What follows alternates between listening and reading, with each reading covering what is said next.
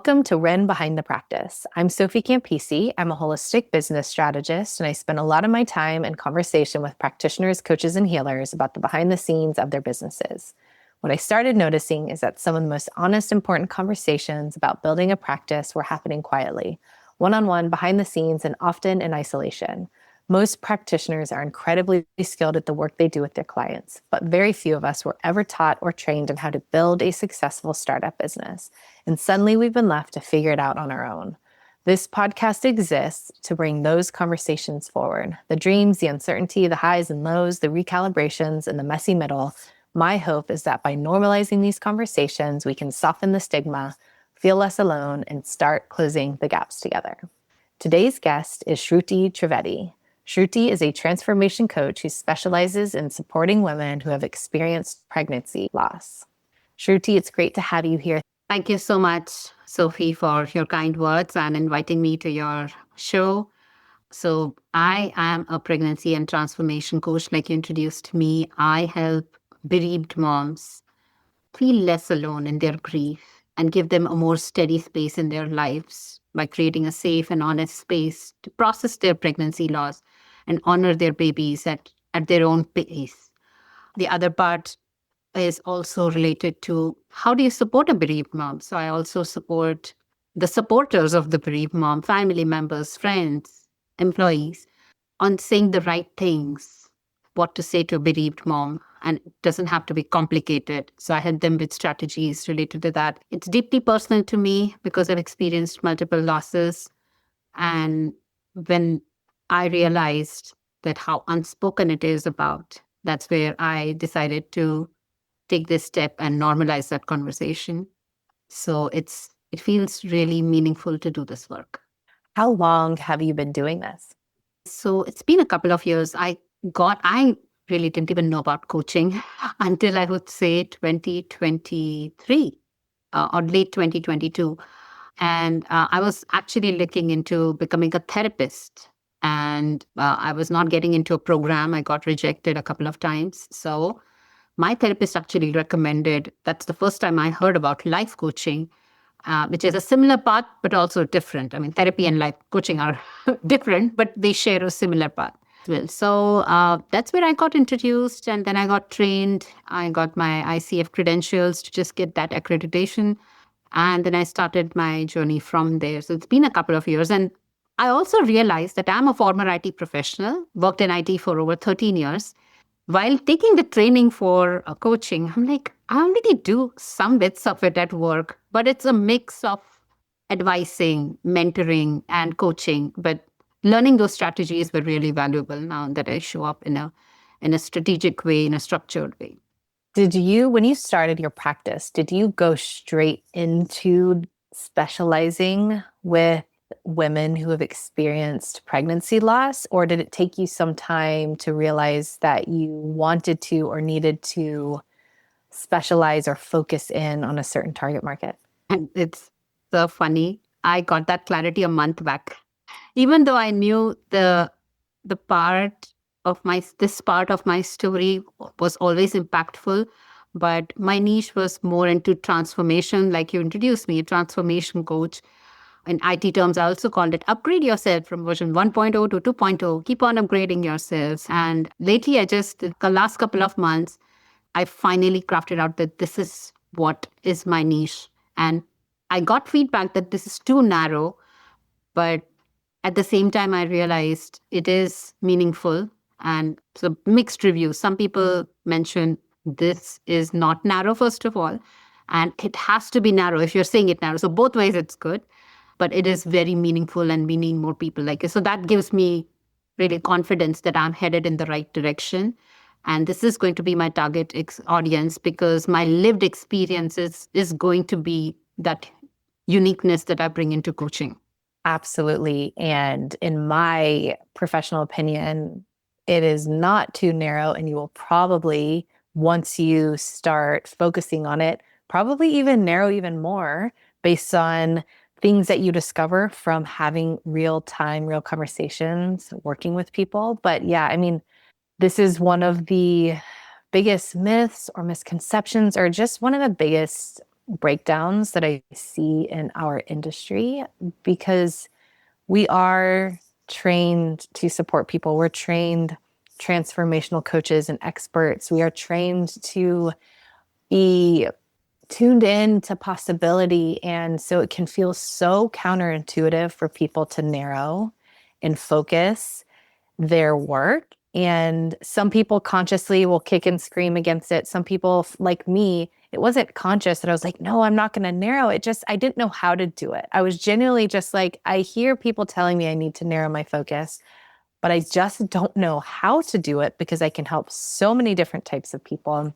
And without getting into all of the strategy piece, the basic thing is it's not locking you in for forever, but when it actually comes to the business part and getting traction, you have to narrow. If you're too general, it just won't cut through and people can't hear you. And you have to be able to connect with people. You have to be able to touch clearly on their pain and what they're actually going through. Why? Because at the end of the day, that's what they're seeking to solve. That's what they're taking action on. That's what they're going to engage with. And sometimes it can feel cringy or whatever it might be to think about speaking to someone's pain when it's like, yeah, but I sell transformation. I'm here to transform. But the reality is people don't transform just to do it. They do it because they are suffering. They're going through a dark night of the soul. They are getting ripped open by life and what is happening to them. The same way all of us got into the work was because something that we experienced in life broke us down, tore us apart, and we needed to come through that and find the tools that we needed to come through and rebuild on the other side. And so what you're saying is, no, you're absolutely on the right track. And the fact that you actually got there rather quickly is really amazing because sometimes it takes people, for me, it was years and years and years of spinning my wheels and unfortunately wasted time, money, resources, and energy because I was doing so much with my business, but I hadn't narrowed my focus yet. And it was all kind of just going out into this void of like, no one could hear what I was saying because I wasn't speaking directly enough to a specific person that could like actually receive what I was saying. Absolutely. I mean, the initial, see, when I first completed my training, it was like life coach was the title, right? I got the life coach title. And then your initial intention is, I want to help everybody. I don't want to lose. So when they started training us, what is the target age? What is your target audience? I'm like, I cannot keep it only 25 to 35, or I cannot keep it 20 to 40. Then that's so narrow. And then when they build your profile, it's like, no, I don't want to do that. And that it takes time to realize that this is what you specialize in. And for me, when I was doing this self-talk with myself, it was something similar to a general physician and a specialist. So you go to general physician for a certain set of things, but you so like when I go to my neurologist to get my epilepsy treated, I'm not going to a cardiologist for the same thing. If it's the specialty that they are going to only, and the neurologist is not going to prescribe me medicines for cold and fever either. So even the general physician has their own specialty, if we can say, and the specialist will do only that. If you have some heart problems, I'll go to cardiology. And so I think that started making sense. It says I need to make it very narrow, very specific. And that doesn't mean that if a person who's not a bereaved mom, I don't help them. Of course, I'll help them. But for me, I have to place myself in a certain way. Absolutely. The metaphor that you gave is so valuable because not only is it essential on the business side to find people and have them find us, but also when it comes to our own journey of mastery. I sometimes will say, I think that we need to raise the bar in the coaching practitioner healer world to get more specific, just like specialists do, because what happens when we work with too many different types of people, yes, we can help them, but it's going to take longer. So we can't guarantee results, really, like we can't say like, yes, I know what you're going through and I can get you from point A to point B along your path. in this much time. Not that we can guarantee specifics, but if we aren't focusing, we aren't giving ourselves and our clients the opportunity for us to go deeper into mastery to where we can create really, really highly impactful change more effectively. It's a really hard time of life. People are suffering. They need to be able to be in a container and working with someone that can really effectively, like a specialist, support exactly what they're going through more effectively. It gets also expensive and it's hard to have all of our tools and it's hard to be balancing all of the things. And we want to be able to support people way more effectively. I have two young kids, but for my children for sure. But if I had, let's say, a friend or a sister come to me and they were going through a dark night of the soul, my first question would be like, what sparked that, right? Well, maybe it's autoimmune. Maybe it's a loss. I'm having trouble conceiving. Or maybe it's autoimmune, or maybe I took psychedelics and now I don't know how to make sense of the world. As an expert in this field, I would go straight to someone that had that specific specialty. I would never send a loved one to someone that just did anything because, like, the same way, like you said, you wouldn't go to a foot doctor for a neurological issue. Yeah. And yeah. My mentor, who I'm actually taking specialized training to become a certified loss practitioner, I'll have to get that certification this year. And so my mentor in that program mentioned to me like how you need to be a leader in this space, and the way it would be eventually is when there is a women's summit, if there is any health conference, and they say pregnancy loss is a topic, the event organizers should be like, I know one person, Shruti speaks about that. Shruti does that.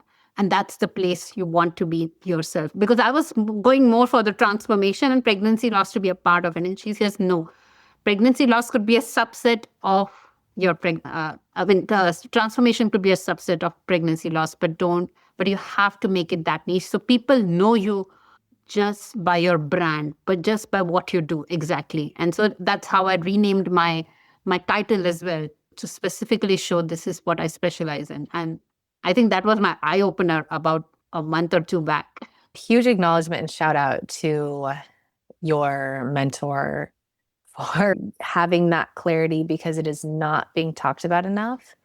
And it is so important and it's so vital because all the things that she told you, you want to be the go-to person for this thing. Again, for business purposes, yes, and also for the work that you do. There is so much to be discovered when we can become masterful in this area. And it's not to say you'll be locked into that for forever. At some point, maybe you want to switch, that's fine. But at that point, you'll have the ability to. You have so much momentum. You have so much spaciousness to make that choice. Because if you do want to take on a different area, you will be in beginnership again. And you'll have to go through some of those early growing pains and hurdles and the things that it takes in the startup phase. But you can do it. You can afford it, not just financially, but also energetically and time and all these things. So yeah, I mean, huge shout out to your mentor for guiding you there because the breakthrough that you're having is something that a lot of people aren't even having 5, 7, 8, 10 years in. They're still not getting there. And it's really, really important. Sure. Thank you so much. When you look ahead to the next 6 to 12 months, what goals do you have for your work? So currently I'm in the stage of marketing. Marketing is new for me. I've learned over time, I would say in the last 1 year itself, from not even creating a single video on a social media platform to having more than 1,300 reels on there. I think that's been my progress. So for this year, I think mainly marketing through different platforms, and getting some established clients. I mean, my goal is to at least have 10 clients established that are again that are specific to my niche. Goals, of course, is to get certified, complete my certification, and get also establish some connections with doctors and OBGYNs, which would be my referral partners. And I do want to establish, speaking like we were talking before, I told you, I've kept a long-term goal that I want to be a keynote speaker. But what do I need to do? I cannot be a keynote speaker yet. No company is going to call me as of yet. I'm not there. So taking those baby steps to do pro bono speaking for now, and for me to just even get comfortable to huge crowds, and then going to local associations, small network events, seeing where I can even go in there. And so establishing those to reach my long term is the goal for this year, to get comfortable within speaking. You mentioned some of the things already that you feel like it's going to take. So let's use this goal of 10, which is a great goal. It's very grounded, it's reasonable, it's clear, it's simple. Getting 10 clients in this specific target market. What do you think it's going to take for you to get there? So last month, I talked to the advisory council of my local hospital here, which is an Innova hospital. And they interviewed me, they liked me. So they said, within a month, we are going to get you on their board and their women's health category. And there you'll be able to, of course, share your own story, but you'll also get in touch with doctors and OBGYNs. So I found that very useful to, I think, both ways, right? Sharing my story on really relevant stages, and of course, getting potential clients where the OBGYNs who is actually seeing patients who are experiencing loss on a daily basis. And there is a slight gap, I would say, in my experience. They don't really know what to do after they break the news that your baby is no more. You're given a packet of grief, like all the resources, and you're sent home. So I think that's the gap that I want to fill, where I can come in when and try to see how I can work with my program where the mother needs the most. So that is the missing piece. So that's with the advisory council role that I'm looking into. The others will continue within the social media platforms. I'm building a Facebook community right now where I'm going to continue to grow that community. And I'm actually launching my first workshop in 2 weeks, which is very interesting. It's called Tiny Habits After Pregnancy Loss, and I'm very excited for that. And it's again targeted to moms to just build some micro habits and intentionally honor and remember their babies. So I think workshops are definitely going to be, I'm thinking monthly, at least 2 to 3 different kinds of workshops, one for bereaved moms, one for supporters. And workshops wise, I think the effort that I'll put in this 2 weeks, it will be one time, and then I can make it redundant, like every month, every quarter. So I'm thinking that will be pretty smooth. I can just plan it a month ahead and I can just host it then. But workshops, I think, are a good way to offer at a lower price to attract and then convert into clients if that makes sense. So those are the current strategies apart from content creation. And sometimes it does get overwhelming where I know I want to do a podcast, then I want to host a podcast, then I want to create my full websites, then the backlog is too much. And that's where I think it requires for me to calm down. You will get there. I want to write to media publications. So everything gets cluttered, but I want to be strategic to only focus on 2 to 3 things per week. And I'm enrolled into a coaching program where they ask me every week, what are the top 2 to 3 things you're going to focus on this week? Because I get distracted so easily. So the other day, somebody told me about Claude AI, and I spent 5 hours on it. The entire day was gone. Yeah, I think being strategic on a weekly basis is definitely going to get me there. Besides that distraction, we're wearing so many hats as solopreneurs, and it's easy to get distracted because there's so much for us to do and there's so much for us to learn. Besides that, what else feels hardest about putting these things in motion or reaching that goal of getting those first 10 consistent clients? So for me, I think distraction is the one, because for me, it is anything new that comes in, I dive into it and I cannot stop myself. And I'll give you an example. Like it in my former IT world, it really worked. My nature of curiosity, my inquisitiveness, because any new tool or technology that would come, I would be the first one. I want to learn it. And then the team who is, the people who are comfortable, they would be like, let her learn and lead the projects. I would still get my work done, but they spend extra time on this. Being a solopreneur, if I go like I said, this different direction, it just consumes all the time and I get nothing done. And I think the other hard part is actually in this AI world, identifying who is a bot, who is a human. Because especially on social media, it can get so tricky and it goes both ways. So I get trolled or I get asked, am I a bot? Is it really me? Or is it my AI twin? Because it's getting more and more real. Like you're talking to Shruti, the human now, but I don't know what world we are heading into where it could be like two bots, Sophie the bot and Shruti the bot talking to each other, and we ourselves are somewhere else. So I think that gets really tough where you don't know who you're talking to. There are scammers, there are like people that you don't know they're real or not. So I think social media and AI can be a blessing and a curse. So we just need to understand how to leverage it and be the boss still. With AI, I would say, remember to be the boss. Don't let AI be your boss. It can easily be your boss. Even today morning, I had a fight with my AI. Like, who told you to do this?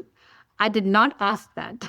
It's so true. And what you're saying about the bot thing, it's really interesting because you mentioned you're focusing on your Facebook group. And one of the thoughts that I was having as you were speaking is, and I'm not an expert in AI trends or market trends in that context.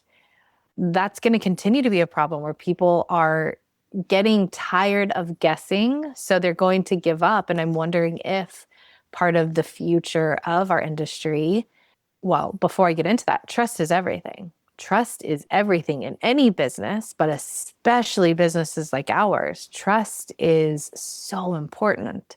So then you add in that layer of, is this a bot or is it not? And so many people that I'm seeing now getting their image and likeness stolen just because they've put out videos and someone somewhere on the internet is using that to create AI videos and then start putting out ads. I wonder if one of the futures for us is to find ways to nurture communities, or people will be craving that. And it even ties back into what we were talking about at the beginning about specializing and having the ability to nurture a very specialized community and being the go-to person. And, you know, even I haven't ever really been a big Facebook user ever. But more recently, I find myself going to Facebook to find specialized communities. And I think part of that is just like the constant overwhelm and the algorithm takeover on social media platforms has me craving, okay, well, I'm so tired of sorting through all the noise. I'm looking for this thing. So now I'm going to Facebook more and looking for specialized communities. And so it'll be interesting to see, but I think that based on, a lot of the stuff that you brought up in our conversation, it's like probably having the ability and willingness to get really focused and specialize on a specific community is probably going to pay off even more than we could imagine if and when people start getting fatigued from, is this a bot? Who is this person? And they'll probably start going straight to sources and really specialized communities where they know they can build trust. They know this is a real person versus, how it has been the past 5 years, especially since COVID, of like going online, finding someone's profile who's putting good stuff out there on Instagram and connecting with them. Well, I think people aren't sure, like, are you a real person? Yeah, absolutely. It's so true. It's so funny that I had the same kind of conversation earlier this morning that we'll eventually end up in a world where we'll crave humanness. And I think I think we can be a little proud that we are ahead of the game, that we are already building that community and being part of such communities that when people really crave for that because right now AI seems like it can do most of your work, right? So it's nice to just delegate it. Even leveraging, definitely we should leverage it, but there'll be a point where we'll kind of break down and we're like, okay, enough. I don't need a bot to tell me what to do. even though it might have more empathy, I would say, than a human, because the human might be a little direct and a bot will be write an essay about empathy. If I even say, when I say pregnancy loss, I see the AI, oh my God, I'm like, no human has ever shown me that empathy that this AI is showing me. But we will crave because we still know it's a bot. Even though there might be humanoids deployed eventually where we'll see more robots around us. But I think we'll reach that stage, and these types of communities are what would actually save humanity. I couldn't agree more. One of the, I have heard a neuroscientist speak on trends and other people as well, experts in industry trends, specifically about AI. And this person said, three areas that will likely expand so much as a result of AI. One of those three is human to human service providers. And when I first listened to that, this might have been 12 months ago, of course, I'm like, great. Like you said, this is my world. These are my people. Like, we have followed our path. We have stayed in alignment. We have done things that on the outside people might have thought were crazy. And we've been devoted to our work and devoted to service. And for a long time, it seemed like people weren't getting it, like people aren't really bought in. And then people start anticipating this market growing. It's like, yes, okay, like we've known to continue to follow our intuition and our gut that says, like, yes, this is the right thing. Keep focusing on people, keep focusing on doing more to be in a better position to support people. But even a year ago, I was like, gosh, all this AI and it all seems so different. And a year later now with the bots and all this, I'm like, oh yeah. Because now I don't even want to get online because I don't know. I'm tired of seeing bots. I'm tired of seeing the fake stuff. I'm just like, ugh, it's just not even worth my time. And I think I think it'll be very interesting. This is almost like people who are AI more technical experts will probably correct this, but in my eyes, kind of like the second wave of AI. And I think that the second wave is a little more cringy for us and a little more off-putting, that I'm starting to notice even my behaviors as a consumer or just as someone engaging with the world is changing for sure the way I'm engaging online. Yeah, absolutely true. And every word that you said is so true. It's going to be interesting to experience that world, how that's coming along, because I know 2 weeks back, I was talking to someone and they said how fast AI is evolving.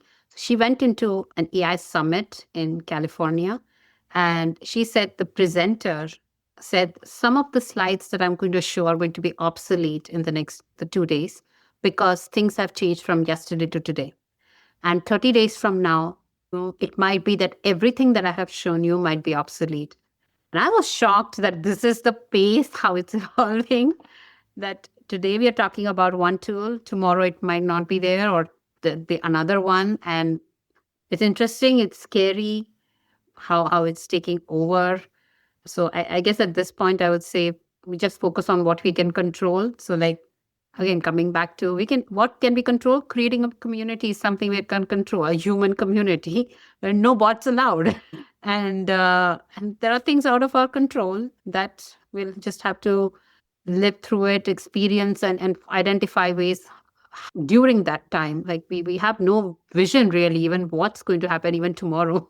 Stay focused on our missions and stay focused on the integrity and the authenticity of our why and the reason that we're doing it. And the fact that we know that humans need this. Before we wrap up, I want to ask you about the cost. If you're not able to get your work where you want it to be, starting with this next 10 clients, and then, of course, growing beyond that, what's the cost? What's the cost to you, to others, to the world? I think personally with my own business and the community that I'm trying to build, I I think it will remain the same, that we don't speak about pregnancy loss and we just tell the mother to shove their feelings inside. And it's a larger cost. And I have lived through it twice. And I know how painful it is. So it will just continue. That will be the cost. The world will, I guess, moms will not be able to share or be vulnerable. And I think that's a huge cost because my large mission is to normalize that conversation and be comfortable. The baby that you have lost, consider it as human. I think that's the worst part about pregnancy loss that I have experienced. The baby not considered a human. It was only a week old, few weeks old. And that's a huge cost to a mother of not considering her baby as a human. And so that's the reason for me, it's way too much. Of course, clients is a number. I just wanted to keep that accountability so that I keep working towards it. I also believe in manifestation. So that's why I kept a reasonable number. If it could be 5, it could be 20, it could be 50. Of course, everything welcome. And two things that I have learned from for business owners is patience and consistency. It will get boring to show up. It will be frustrating to show up. You have to show up no matter what. Show up every day. It will be boring to do some of the admin tasks, some of the sales tasks. You have to show up. You have to outreach. And that's what makes progress. So for me, it's like constantly that self-talk. Be patient, be consistent, be patient, be consistent. That's the affirmation that goes in my head all the times. And I know it will happen. So it's just, you have to show up. Shruti, thank you so much for joining me today to have this conversation. And for those of you who are listening, if any part of this resonated, you're in the right place, please reach out. I want to hear from you. And if you want to reach Shruti directly, the link to her link tree is in the show notes.